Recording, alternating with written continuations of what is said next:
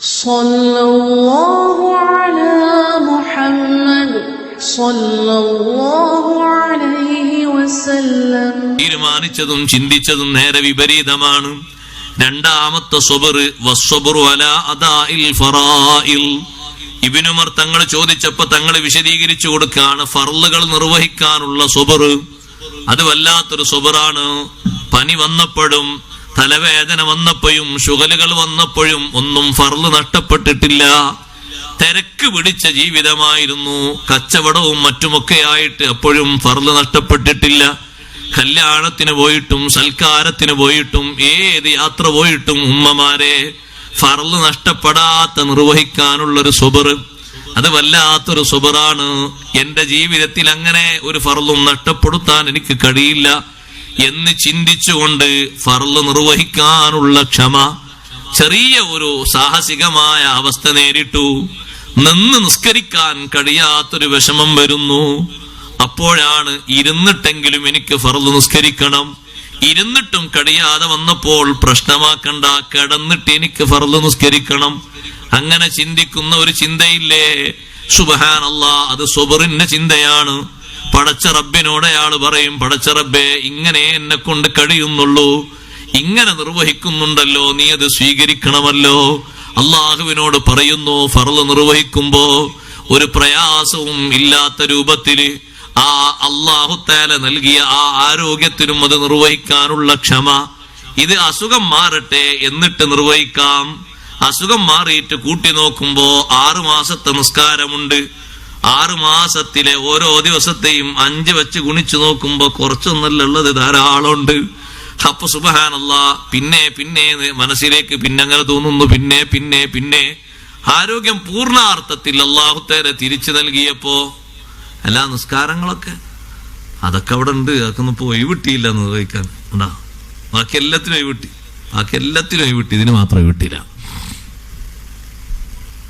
ഫർള് നിർവഹിക്കുന്നിടത്ത് നല്ല ക്ഷമ പാലിക്കണം. ചില ആളുകളെ കാണാം, ചില തൊഴിലാളികളെ ഭാരിച്ച തൊഴിലായിരിക്കും, പ്രയാസപ്പെടുന്ന തൊഴിലായിരിക്കും അവരെടുക്കുന്നത്. പക്ഷേ ആ തൊഴിലുകൾക്കിടയിലും ഒരു 5 മിനിറ്റ്, ഒരു 10 മിനിറ്റ് ദുഹർ നിസ്കരിക്കാൻ, അസ്ർ നിസ്കരിക്കാൻ എത്ര നല്ല ആളുകളാണെന്നറിയാം. അവര് നല്ല ഭാഗ്യവാന്മാരാണ്. അവരാ തൊഴിലൊക്കെ എടുക്കുന്നതിനിടയിൽ പഴയ കാലത്തെ കർഷകന്മാരെന്ന് ആലോചിച്ച് നോക്ക് നിങ്ങൾ. കൃഷി ചെയ്യുന്ന പഴയ കാലത്തെ നമ്മളെ ഉപ്പമാര്, വല്യുപ്പമാർ, നമ്മൾ അത്ര പോലെ എഴുതാനും വായിക്കാനും കൂടി അവർക്കറിയില്ല. പക്ഷെ അവരെ ഈമാന് വല്ലാത്ത ഈമാനാണ്. ആ പാടത്ത്, ആ കൃഷിയിടത്തിൽ എവിടെയെങ്കിലും ഒരു സ്ഥലത്ത് ചെറിയ ഒരു മുണ്ട് വിരിച്ച് കിബിലാക്ക് തിരിഞ്ഞ് നല്ല വൃത്തിയുള്ള ഒരു തുണി ഉടുത്ത്, കൃഷിപ്പണിക്ക് വേണ്ടി ഉടുത്തിരുന്നത് ഒരു ഭാഗത്ത് അയച്ചു വെച്ച് ഒന്ന് കഴുകി വൃത്തിയാക്കി അവിടുന്ന് അങ്ങോട്ട് നിസ്കരിക്കൊരു നിസ്കാരം. അപ്പോഴും അത് ഒഴിവാക്കൂല. പിന്നെ നിസ്കരിക്കുക അസ്ർ നിസ്കാരം കഴിഞ്ഞ് കുറച്ചുകൂടി പണിയെടുത്ത് പിന്നെ ഒന്ന് കുളിച്ച് ഫ്രഷായി വീട്ടിലേക്ക് മടങ്ങും. എത്ര നല്ല മനുഷ്യന്മാരാണ് അവര്. ചില കച്ചവടക്കാരോ കണ്ടില്ലേ നിങ്ങൾ, നല്ല അനുഗ്രഹീതരായ കച്ചവടക്കാർ കച്ചവടം ചെയ്യുന്നുണ്ട്. പക്ഷേ നിസ്കാരം ആ ടൈം എത്തിയാല് അത് നിർവഹിച്ചിട്ടേ ബാക്കിയുള്ളൂ. അതിനൊരു 5 മിനിറ്റ്, ഒരു 10 മിനിറ്റ് എന്തായാലും കുഴപ്പമില്ല.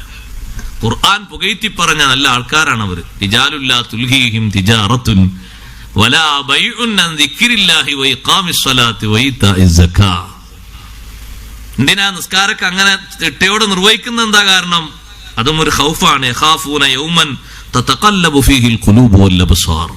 പരലോകത്തെ ആലോചിച്ച് മനസ്സിൽ വന്നൊരു ഖൗഫുണ്ട്. ഒരു 10 മിനിറ്റല്ലേ, കടയൊക്കെ ഒന്ന് അടച്ച് നിസ്കരിക്കുക. മദീന മാർക്കറ്റിൽ തൊഴിലെടുത്തിരുന്ന തൊഴിലാളികളെ പറ്റിയാണ് ഈ ആയത്തിറങ്ങിയത്. വാങ്ങണ് കേൾക്കുമ്പോഴേക്ക് എല്ലാവരും ഇനി നിസ്കരിച്ചിട്ട് എന്നുള്ളവർക്ക് നിർത്തിപ്പോവും. പിന്നെ നിസ്കാരം കഴിഞ്ഞ് വന്നിട്ട് ബാക്കി ശുഗൽ. അതവരെ ഈമാനാണ് ശരിക്കും. അപ്പൊ അവര് ജീവിതത്തിന് വേണ്ടി അധ്വാനിക്കുന്നുണ്ടെങ്കിലും ഫർളുകൾ നിർവഹിക്കുന്നിടത്ത്